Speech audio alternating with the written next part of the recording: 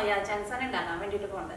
അപ്പോൾ അതിനു മുമ്പായിട്ട് ഞാൻ കഴിഞ്ഞ ദിവസം കല്യാണങ്ങൾക്കൊക്കെ വെക്കണ പോലത്തെ കുടംപുളി ഇട്ടിട്ടുള്ള ഒരു മീൻകറിയുടെ വീഡിയോ അപ്ലോഡ് ചെയ്യുന്നുണ്ടായിരുന്നു. അപ്പോൾ നിങ്ങൾ കുറേ പേരൊക്കെ ട്രൈ ചെയ്ത് നോക്കിയിട്ട് നല്ല ടേസ്റ്റ് ഉണ്ടായിരുന്നു പറഞ്ഞു. അപ്പോൾ ഇനി ട്രൈ ചെയ്ത് നോക്കാത്തവരുണ്ടെന്ന് വെച്ചിട്ടുണ്ടെങ്കിൽ ഇനി നിങ്ങൾ മീൻകറിയൊക്കെ വെക്കുമ്പോൾ അതേപോലെ ട്രൈ ചെയ്ത് നോക്കാം.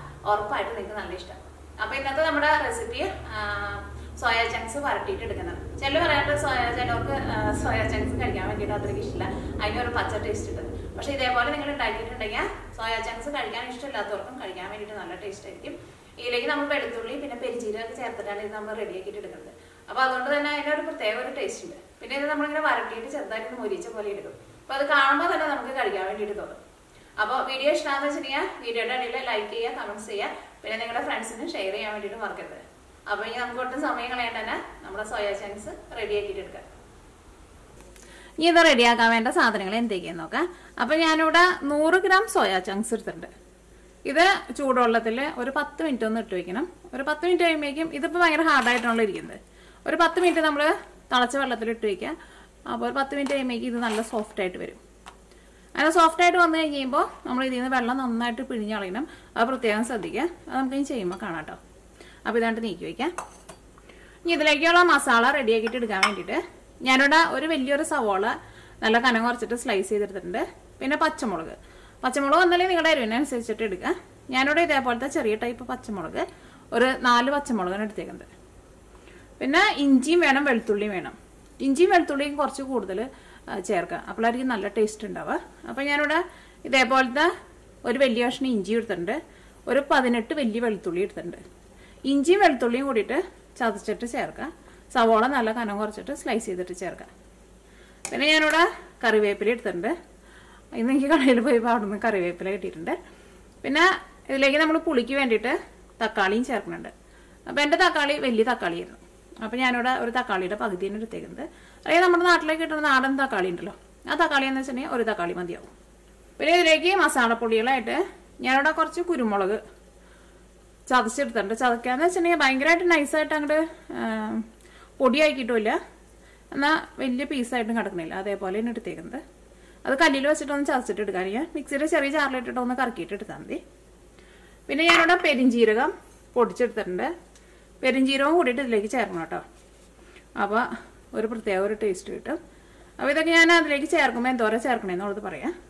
പിന്നെ മസാലപ്പൊടികളായിട്ട് മഞ്ഞൾപ്പൊടിയും ചേർക്കണം, മല്ലിപ്പൊടിയും ചേർക്കണം. പിന്നെ നമ്മളിപ്പോൾ പെരിഞ്ചീരകം ചേർക്കണുണ്ടെങ്കിലും ഒരു കുറച്ച് ഗരം മസാലയും കൂടിയിട്ട് ചേർക്കുന്നുണ്ട്. പിന്നെ മുളക് പൊടി നമ്മൾ ഇതിലേക്ക് വളരെ കുറച്ച് ചേർക്കണുള്ളൂ. എരിവിന് വേണ്ടിയിട്ട് കൂടുതൽ ചേർക്കണത് പച്ചമുളകും പിന്നെ കുരുമുളകും കേട്ടോ കൂടുതൽ ചേർക്കുന്നത്. അപ്പോൾ ഇത്രയ്ക്ക് സാധനങ്ങൾ മാത്രമേ നമുക്കിത് റെഡിയാക്കാൻ വേണ്ടിയിട്ട് ആവശ്യമുള്ളൂ. അപ്പോൾ ഞാനിവിടെ ഈ സോയാ ചങ്ക്സ് വെള്ളത്തിലിട്ടിട്ട് കുതിർത്താൻ വേണ്ടിയിട്ട് ഞാനിവിടെ വെള്ളം തിളപ്പിക്കാൻ വേണ്ടിയിട്ട് വെച്ചിട്ടുണ്ട്. അപ്പോൾ നമ്മുടെ സോയാ ചങ്ക്സ് കുതിർത്താൻ വേണ്ടിയിട്ട് ഇത് നല്ല തിളച്ച വെള്ളം കേട്ടോ. ഈ വെള്ളത്തിലേക്ക് ആവശ്യത്തിന് ഉപ്പ് ചേർക്കാം. എന്നിട്ട് വെള്ളത്തിൽ ഒരു 10 മിനിറ്റ് സോയാ ചങ്ക്സ് ഒന്ന് ഇട്ട് വയ്ക്കാം. ഉപ്പൊന്ന് ഇളക്കി കൊടുക്കട്ടെ.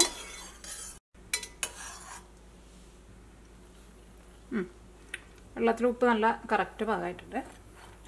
വെള്ളത്തിൽ ഉപ്പ് ഒരു പൊടിക്കൊന്ന് കൂടിയെന്ന് നോട്ടെ കേട്ടോ. ഇതിലേക്ക് നമ്മുടെ സോയാ ചങ്ക്സ് ഇടാണ് 100 ഗ്രാം. ഇതിപ്പോൾ നമ്മൾ കാണുമ്പോൾ കുറച്ചല്ലേ ഉള്ളൂ. ഇത് വെള്ളത്തിലിട്ടിട്ട് കുതിർന്ന് കഴിഞ്ഞ് കഴിയുമ്പോൾ ഇത് അത്യാവശ്യം നന്നായിട്ട് വലുതായി വരും.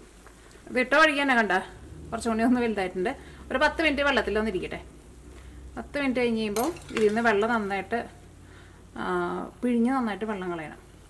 അതുകഴിഞ്ഞിട്ട് ഒന്നുകൂടി നമുക്ക് സാധാരണ ടാപ്പിൽ വരുന്ന വെള്ളത്തിൽ ഒന്നുകൂടി നന്നായിട്ട് കഴുകിയിട്ട് ഒന്നും കൂടി പിഴിഞ്ഞിട്ടെടുക്കുക. അങ്ങനെ നന്നായിട്ട് വെള്ളം കളഞ്ഞ് പിഴിഞ്ഞെടുക്കുക. അപ്പോൾ ഇത് ഇട്ടിരിക്കട്ടെ. അപ്പോൾ നമുക്ക് ആ സമയം കൊണ്ട് ഇതിലേക്കുള്ള മസാല റെഡിയാക്കിയിട്ട് എടുക്കുക. ഇനി നമുക്ക് സോയാ ചങ്ക്സ് റെഡിയാക്കാൻ വേണ്ടിയിട്ട് ഒരു പാൻ വെച്ചിട്ട് ചൂടാക്കുക. ഇതിലേക്ക് ആവശ്യത്തിന് ഓയിൽ ചേർക്കുക. അപ്പോൾ ഇതിലേക്ക് നമ്മൾ ആ സവോളയ്ക്കും വഴറ്റിയിട്ട് വരാൻ വേണ്ടിയിട്ട് കുറച്ച് സമയം എടുക്കുമല്ലോ. അപ്പോൾ ആ നേരം കൊണ്ട് നമുക്ക് അവിടെ സോയാ ചങ്ക്സ് നന്നായിട്ട് കുതിർന്ന് കിട്ടുകയും ചെയ്യും. ഓയിൽ നന്നായിട്ട് ചൂടായിട്ടുണ്ട്.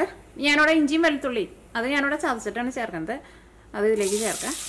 പിന്നെ സവോള ഉണ്ടല്ലോ, സവോളയും ചേർക്കുക. സവോള ഞാൻ ഇതിലേക്ക് കുറച്ച് കൂടുതൽ ചേർക്കുന്നുണ്ട്. ഒരു വലിയ സവോളയും എടുത്തേക്കുന്നത്.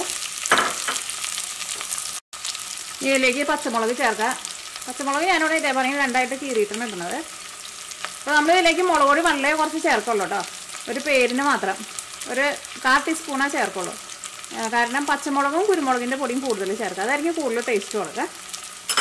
ഇതിലേക്ക് കറിവേപ്പില ചേർക്കാം.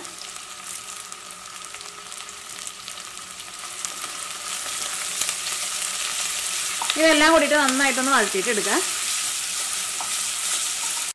ഇത് സവോള കുറച്ച് കൂടുതലുണ്ടല്ലോ, അപ്പോൾ അതുകൊണ്ട് തന്നെ വഴന്ന് വരാൻ വേണ്ടിയിട്ട് കുറച്ച് സമയം കൂടുതലെടുക്കും.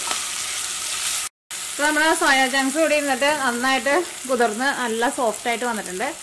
ഇനി ഇതിൽ നിന്ന് നമുക്ക് വെള്ളം കളയണം. ഇത് ഞാനിവിടെ തീ പതുക്കെ കുറച്ച് വയ്ക്കാണ്.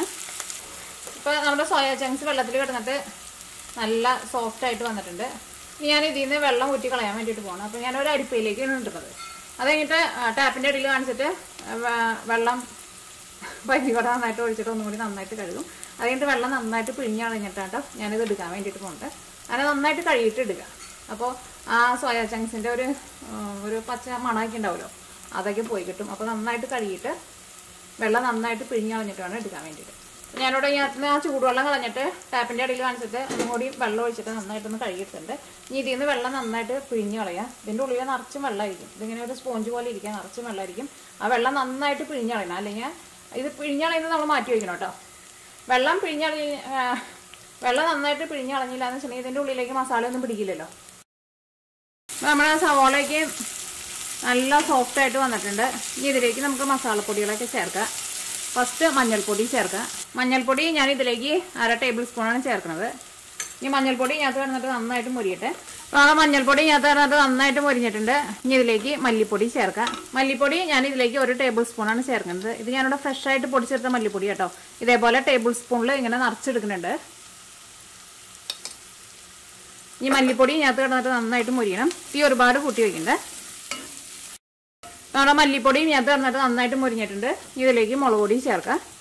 മുളക് പൊടി ഞാൻ ഇതിലേക്ക് ഇത്രയ്ക്കാണ് ചേർക്കുന്നത്. ഏകദേശം 1/4 ടേബിൾ സ്പൂണിൻ്റെ അടുത്ത് അത്രയ്ക്ക് ചേർത്താൽ മതി കേട്ടോ. ഇനി ഇതിലേക്ക് ഞാനിവിടെ ചതച്ച് വെച്ചേക്കുന്ന കുരുമുളക് ഉണ്ടല്ലോ, അതൊരു 3/4 ടേബിൾ സ്പൂൺ ചേർക്കുന്നുണ്ട്.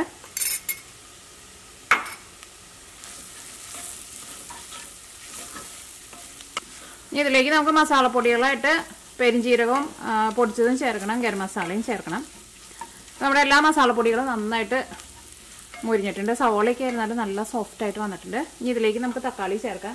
നമ്മളൊരു തക്കാളിയുടെ പകുതി എടുത്ത് വെച്ചിട്ടുണ്ടായിരുന്നില്ലേ, അത് ചേർക്കാം.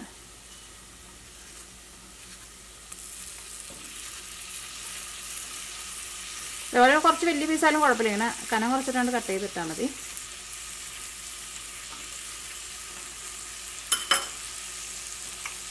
ഇതിലേക്ക് ആവശ്യത്തിന് ഉപ്പ് ചേർക്കാം. നമ്മൾ സോയാ ചങ്ക്സ് വെള്ളത്തിൽ കുതിർത്തിയെടുത്തപ്പോൾ അതിലേക്ക് നമ്മൾ ആവശ്യത്തിന് ഉപ്പ് ചേർത്തിട്ടുണ്ട് കേട്ടോ. അപ്പോൾ അതനുസരിച്ചിട്ട് ഉപ്പ് ചേർത്താൽ മതി. ഇതെല്ലാം കൂടിയിട്ട് നന്നായിട്ടൊന്ന് മിക്സ് ചെയ്യാം.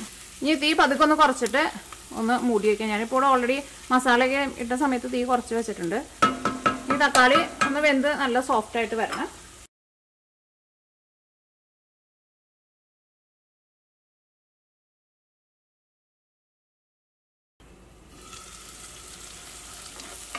ഇപ്പോൾ തക്കാളിക്ക് വെന്ത് നല്ല സോഫ്റ്റായിട്ട് വന്നിട്ടുണ്ട്. മസാല ഇതേപോലെ ഇങ്ങനെ വരണം. തക്കാളിക്ക് നന്നായിട്ട് ഉടഞ്ഞ് നല്ല പേസ്റ്റായിട്ട് വരണം. ഇനി ഇതിലേക്ക് നമുക്ക് പെരിഞ്ചീരകം ചേർക്കാം. പെരിഞ്ചീരകം പൊടിച്ചത് ഞാൻ ഇതിലേക്ക് 1/2 ടേബിൾ സ്പൂണാണ് ചേർക്കുന്നത്. നല്ലൊരു മണം വരുന്നുണ്ട്. പെരിഞ്ചീരകം നിങ്ങൾ പൊടിക്കുമ്പോൾ പതുക്കെ ഒന്ന് ചൂടാക്കിയിട്ട് പൊടിക്കുക, അപ്പോൾ നല്ല മണമായിരിക്കും. ഗരം മസാല നമുക്ക് ലാസ്റ്റ് ചേർക്കാം. ഇനി ഇതിലേക്ക് നമുക്ക് സോയാ ചങ്ക്സ് വെള്ളം കളഞ്ഞ് വെച്ചിട്ടില്ലേ, അത് ഇതിലേക്ക് ചേർക്കാം. അപ്പോൾ ഞാനിവിടെ എടുത്തേക്കുന്ന സോയാ ചങ്ക്സ് അത്രയ്ക്ക് വലുതല്ല കേട്ടോ. ചില സമയത്ത് നമുക്ക് കടയിൽ നിന്ന് കുറച്ചും കൂടി നല്ല വലുത് കിട്ടും. അങ്ങനെ വലുതാണെന്ന് വെച്ചിട്ടുണ്ടെങ്കിൽ നിങ്ങൾ ഇത് ഒരെണ്ണത്തിനെ 2 പീസായിട്ട് കട്ട് ചെയ്തിട്ട് ചേർക്കാം. ഇതിപ്പോൾ അത്രയ്ക്ക് വലുതല്ലല്ലോ, അപ്പോൾ കട്ട് ചെയ്യാണ്ടാണ് ചേർക്കുന്നത്. ഇനി ഇതെല്ലാം കൂടിയിട്ട് മിക്സ് ചെയ്യുക. തീ ഒരുപാട് കൂട്ടി വയ്ക്കണ്ട. ഇനി ഇതിലേക്ക് നമ്മൾ സെപ്പറേറ്റ് വെള്ളമൊന്നും ചേർക്കണ്ട. ചെറിയ തീയിൽ മൂടി വെച്ചിട്ട് ഇത് ഇതേപോലെ മസാലയിൽ കിടന്നിട്ട് നന്നായിട്ട് വെന്ത് വരണം. ഒരു മീഡിയം ഫ്ലെയിമിൽ വെച്ചാൽ മതി.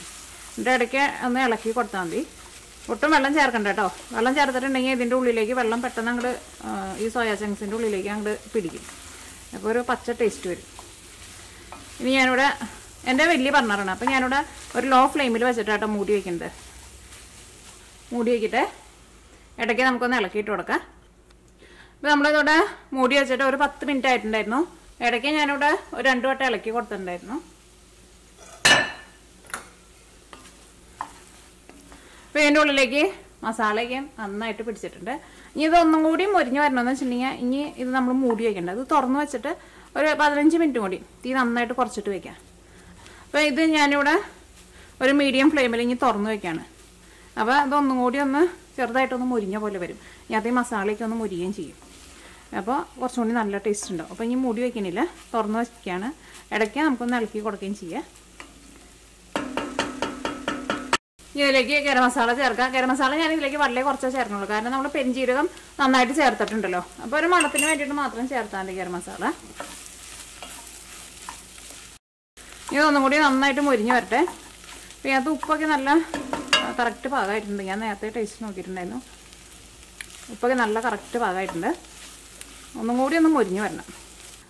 അപ്പോൾ ഇത് ഞാനിവിടെ ഒരു 10 മിനിറ്റും കൂടിയും തുറന്ന് വെച്ചിട്ടുണ്ടായിരുന്നു. ഇടയ്ക്ക് ഞാൻ ഇളക്കി കൊടുക്കണ്ടായിരുന്നു. ഇപ്പോൾ ഇത് അത്യാവശ്യം നന്നായിട്ട് മുരിഞ്ഞിട്ടുണ്ട്. ഇനി ഒന്നും കൂടി ഒന്ന് മുരിഞ്ഞ് വരണമെന്ന് വെച്ചിട്ടുണ്ടെങ്കിൽ നിങ്ങൾ അതനുസരിച്ചിട്ട് തീ നന്നായിട്ട് കുറച്ചിട്ട് ഇങ്ങനെ വെച്ചിരുന്നാൽ മതി. ഇടയ്ക്ക് ഒന്ന് ഇളക്കി കൊടുത്താൽ മതി. അപ്പോൾ എൻ്റെ മസാലയൊക്കെ ഇതുമ്പോൾ നന്നായിട്ട് പിടിച്ചിട്ടുണ്ട്. ഇനി നമുക്ക് തീ ഓഫ് ചെയ്യാം. നല്ല മണവും വരുന്നുണ്ട്. ഇത് കഴിക്കാൻ വേണ്ടിയിട്ട് നല്ല ടേസ്റ്റ് ആയിരിക്കും കേട്ടോ. ഇതിൻ്റെ ഉള്ളിലേക്കൊക്കെ ആയിരുന്നാലും മസാലയൊക്കെ നന്നായിട്ട് പിടിച്ചിട്ടുണ്ട്. ഇതിൽ നിന്നൊരു കഷ്ണം എടുത്ത് ഞാൻ കഴിച്ചോട്ടെ. ചൂടുണ്ട്.